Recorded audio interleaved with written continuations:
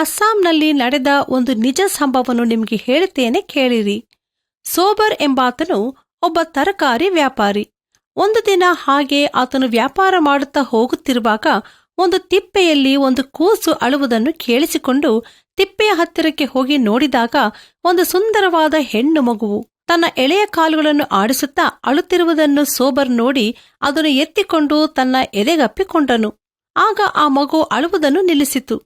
ಮಗುವನ್ನು ಮನೆಗೆ ತಂದು ತಾನು ಮದುವೆ ಮಾಡಿಕೊಳ್ಳದೆ ಆ ಮಗುವನ್ನು ಸಾಕಿ ಸಲಹಬೇಕೆಂದು ಬಯಸಿದನು. ಆಗ ಅವರಿಗೆ 30 ವರ್ಷಗಳು.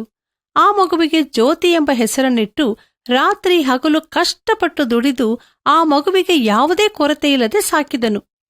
ಸೋಬರ್ ತಾನು ಹಸಿವೆಯಿಂದಿದ್ದರೂ ಜ್ಯೋತಿಗೆ ಎಲ್ಲವನ್ನೂ ಕೊಡುತ್ತಿದ್ದನು. 2013ರಲ್ಲಿ ಅವಳು BSc ಕಂಪ್ಯೂಟರ್ ಸೈನ್ಸ್ ಅನ್ನು ಮುಗಿಸಿದಳು ಹಾಗೂ ಅಸ್ಸಾಂ ಪಬ್ಲಿಕ್ ಸರ್ವಿಸ್ ಕಮಿಷನ್ ನಡೆಸಿದ PCS ಎಕ್ಸಾಮ್ ಪಾಸ್ ಮಾಡಿದಾಗ ಆಕೆಗೆ sales tax assistance commissioner post ಸಿಕ್ಕಿತು. ಈಗ ಜ್ಯೋತಿ ತನ್ನ ಅಪ್ಪನನ್ನು ಒಳ್ಳೆಯ ರೀತಿಯಲ್ಲಿ ಆರೈಕೆ ಮಾಡುತ್ತಾಳೆ. ಅವರಿಗೆ ಬೇಕಾದುದನ್ನೆಲ್ಲ ನೋಡಿಕೊಳ್ಳುತ್ತಾಳೆ. ಅವಳು ಎಷ್ಟು ಹೇಳಿದರೂ ಅವಳ ಅಪ್ಪ ಕೇಳದೆ ಇನ್ನೂ ತರಕಾರಿ ವ್ಯಾಪಾರವನ್ನು ಮುಂದುವರಿಸುತ್ತಿದ್ದಾನೆ.